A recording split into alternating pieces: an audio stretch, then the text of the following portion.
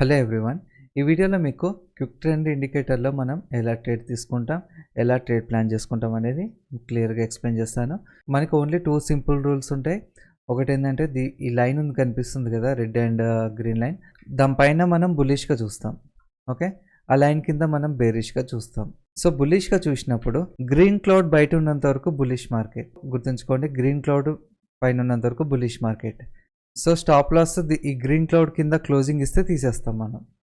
So ఆ పైన ఉన్నంత వరకు బులిష్ మార్కెట్ చూసుకొని మనం స్కాల్పింగ్ చేసుకుంటాం. అలానే బేరిష్ ట్రేడ్స్ చూడాలంటే ఈ లైన్ కిందకు వచ్చి కింద ట్రేడ్ అవుతూ రెడ్ క్లౌడ్ బయట ఉంటే కనుక మనం బేరిష్ ట్రేడ్స్ తీసుకుంటాం. ఒకటి గుర్తుంచుకోండి, సైడ్ వేస్ మార్కెట్లో మనం ట్రేడ్స్ చేయొద్దు. ప్రీవియస్ క్యాండిల్స్ చూస్తే తెలిసిపోతుంది సైడ్ వేస్ మార్కెట్ ఉందో లేదో. సైడ్ వేస్ మార్కెట్లో ట్రేడ్ చేయొద్దు, డైరెక్షనల్ మార్కెట్స్లో చూడండి. ఇప్పుడు ఫర్ ఎగ్జాంపుల్ ఇక్కడ చూడండి, కిందకి చాలా స్వింగ్లో వచ్చిందా, మళ్ళీ రీటెస్ట్ చేసిందా. సో ఈ డైరెక్షనల్ కింద ఉంది. సో మనం ఇక్కడ రీటెస్ట్లో మనం ప్లాన్ చేసుకోవచ్చు. ఇక్కడ బేరిష్ ఎంట్రీస్ తీసుకొని పైన స్టాప్ లాస్ పెట్టుకోవచ్చు. ఓకే, ఇలా బేరిష్ తీసుకొని స్టాప్ లాస్ హిట్ అవుతే తీసేయడమే. ఓకే, స్టాప్ లాస్ ఇంతవరకు దూరం పెట్టుకోలేం కదా, సో అందుకే ఇక్కడ మనం చిన్న చిన్న స్టాప్ లాస్లు తీసుకొని పెద్ద టార్గెట్స్. ఇది బీటీసీలో 200 పాయింట్స్ క్యాప్చర్ చేసుకోవచ్చు. సో ఇట్లా బుల్లిష్ ట్రేడ్స్, ఈ లైన్ కింద బుల్లిష్ ట్రేడ్స్ వస్తే రిస్క్ అవుతుంది. బుల్లిష్ ట్రేడ్స్ ప్లాన్ చేయొద్దు, సైడ్ వేస్లో ప్లాన్ చేయొద్దు. మళ్ళీ ఒకసారి సింపుల్ రూల్స్ చెప్తున్నాను.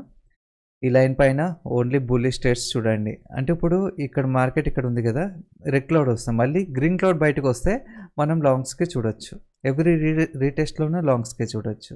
ఆ క్లౌడ్ కింద క్లోజింగ్ ఇస్తే bullish trades stop loss exit అయిపోవాలి.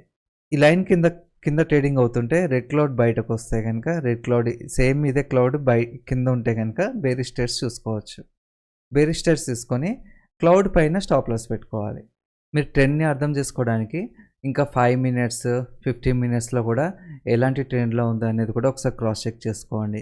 15 మినిట్స్లో బుల్లిష్గా ఉండి, 5 మినిట్స్లో బుల్లిష్గా ఉండి, 1 మినిట్లో కూడా బుల్లిష్గా ఉంటే కనుక ఇంకా లాంగ్స్కి చాలా బెటర్గా యాక్యురసీగా వర్క్ అవుతుంది.